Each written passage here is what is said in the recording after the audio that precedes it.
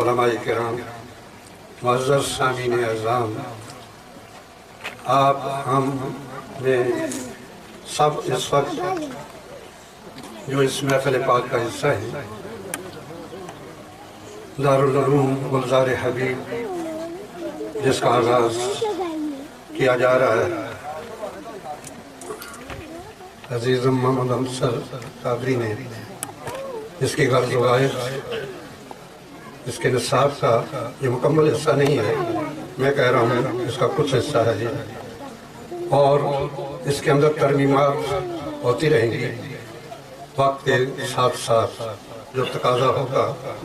وہ انشاءاللہ ہر ادارے میں ہوتا ہے اور اس میں بھی ہوتا رہے گا۔ بڑی مشہور حدیث، خیرکم من تعلم القرآن وعلمہ، بہترین انسان وہ ہے جو قرآن مجید خود پڑھتا ہے اور دوسروں کو پڑھاتا ہے۔ پیارے نبی صلی اللہ علیہ وسلم نے دین کی تعلیم دینے والوں کو خیر سے یاد کیا، بہترین انسان قرار دیا۔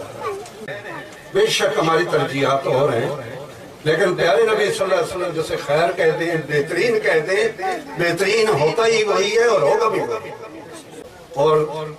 جس علاقے میں ہم بیٹھے ہیں بسناڑے میں، یہاں یہ نہیں کہ آج ہی اس کا آغاز ہوا، یہاں اس مسجد میں جو ہمارے پیچھے ہے وہ مسجد اور اس کے سامنے ہم بیٹھے ہیں، یہاں کئی عرصے سے یہاں بچے ناظرہ کی تعلیم حاصل کر رہے ہیں، لیکن ذہن اس طرف گیا کہ چلو بچوں کو قرآن مجید حفظ کرایا جائے، حفظ ہی نہیں ان کو تجوید و قرات سے پڑھایا جائے، ان سے آگاہی دیں اور ان کو روشناس کرایا جائے، اور یقیناً ایسا ہوگا۔ ہر قدم جو پہلے اٹھایا جاتا ہے وہ انتہائی مشکل ہوتا ہے، اس کے ساتھ اتنی وہ تعداد بھی نہیں ہوتی۔ آہستہ آہستہ جب انسان آگے بڑھتا ہے تو پھر یہ نتیجہ بہتر سے بہتر آتا ہے۔ مکمل قرآن مجید جو حفظ کر لے اس کو اللہ تعالیٰ نے بڑے درجوں سے نوازا ہے، اس کے والدین کو نوازا ہے، اس علاقے کو اللہ نے نوازا ہے، اور پھر قاری قرآن اور حافظ قرآن قیامت کے دن اپنے خاندان کے 10 افراد کی شفاعت کر سکے گا، ایسے افراد جن پر جہنم واجب ہو چکی ہے۔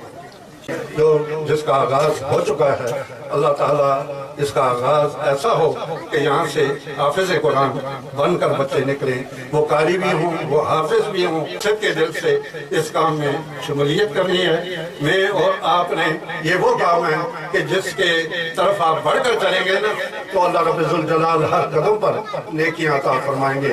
اللہ تعالیٰ ایسے کام جہاں کہیں بھی ہیں اس پہ ہمیں بڑھ چڑھ کر حصہ لینے کی توفیق عطا فرمائے۔ وما علینا الا البلاغ۔